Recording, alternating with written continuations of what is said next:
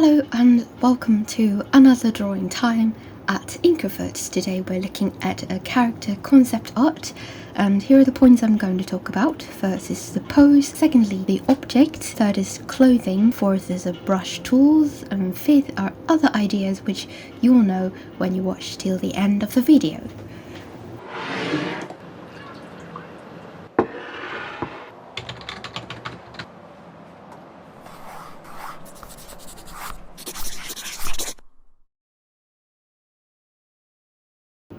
So it's a character in a book I'm currently writing, and I thought about drawing the characters and environment and the scenarios out to help me better visualize the story. So this is one of the characters' concept art.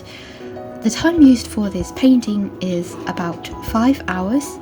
If you don't know, I use Photoshop CC to make most of my drawings, and the pose here is referred to that Violin's performance videos. If you don't know them, you can check it out. The first thing I want to talk about here is the pose. This is the first draft here. I'm going to change it if you saw the final image. I'm not very confident in drawing violin poses, and that's why I desperately needed reference pictures to help me better understand how the violin is held, how the bow is held, what the posture is like, and basically any poses you do when you play a violin.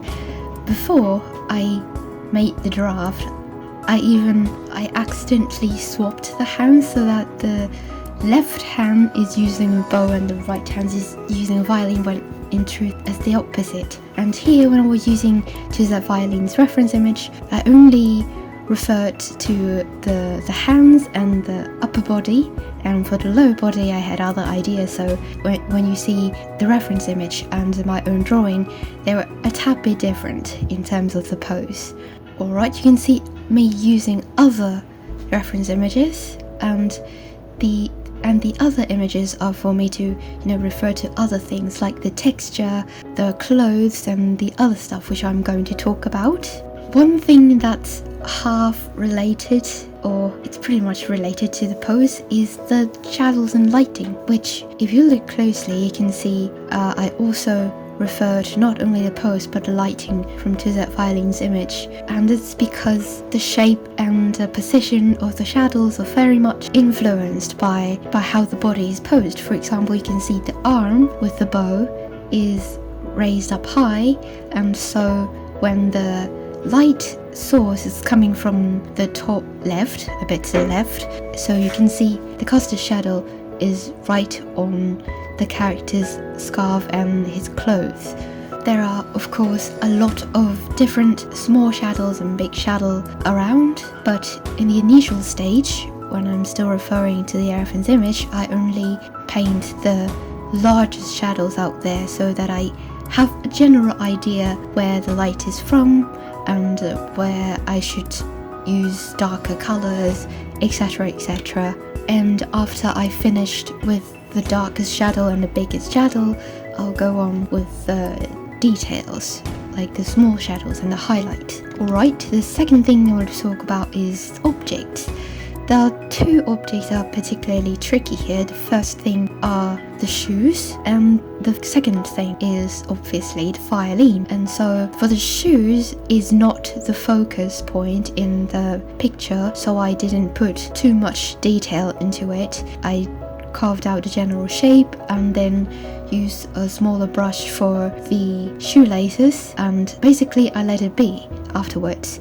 But for the violin scene, it's so close to the face and it's practically the center of the image, and the first thing you look at is obviously going to be the violin and the bow, and so I thought I couldn't mess it up. And so other than the reference image from that Violin, I also downloaded an image of a whole violin so that I can get an idea of what it looks like. Later there's going to be a third reference image for the violin. It sort of shows that I was very nervous about drawing the violin. I don't want to get roasted by Tuzet. Hopefully it came out acceptable. Although I don't want to say that I got it 100% correct. Okay, the third thing is the clothing.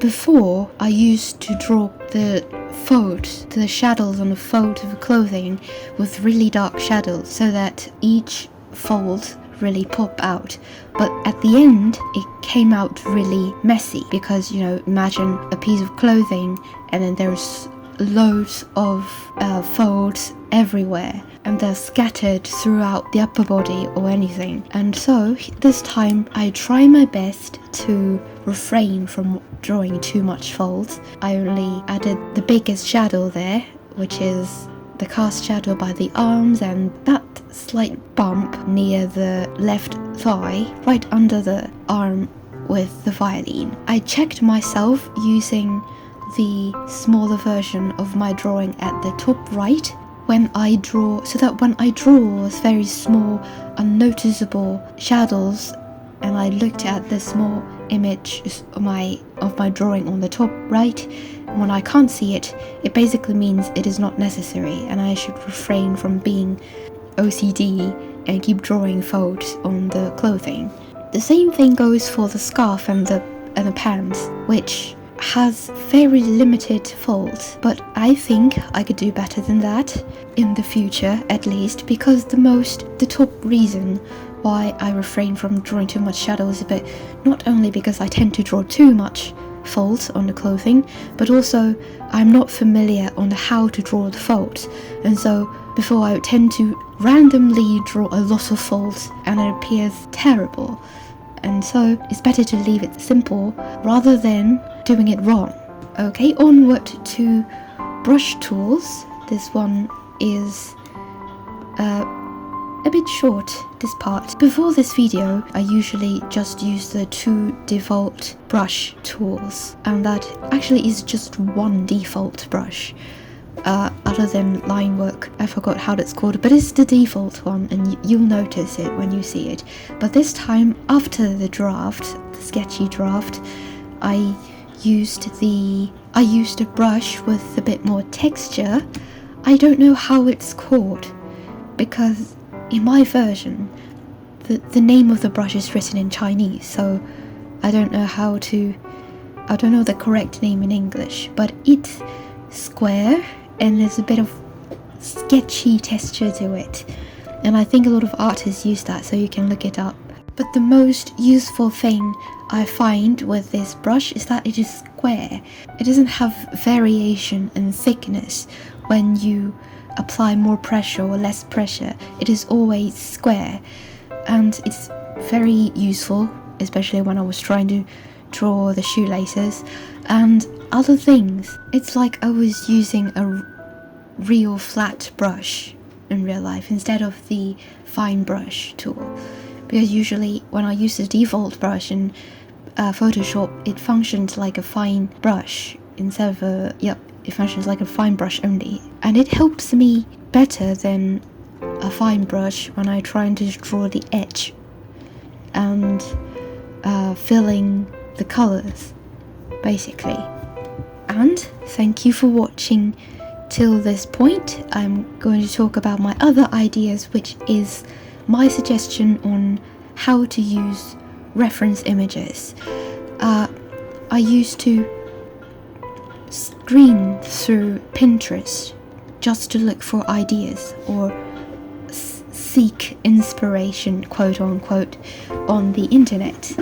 But the thing was, if I do that, if I just scroll through the internet or Pinterest or Google Images or any other places to look for how I should draw a painting, then what is going to result is procrastination and the endless scrolling.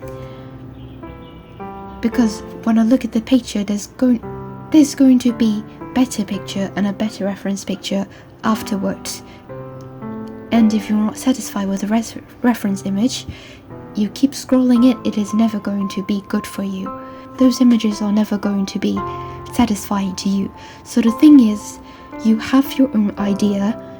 You first think of what you want to draw, and then you look for reference images.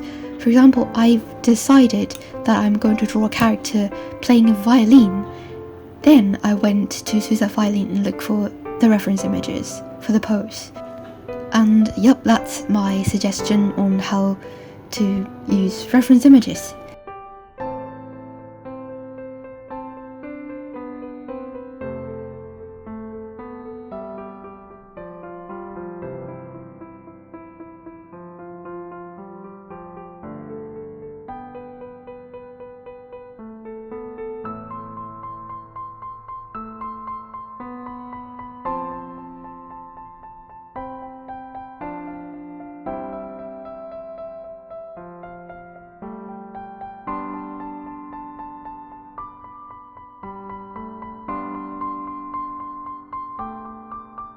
Hope you enjoyed this video.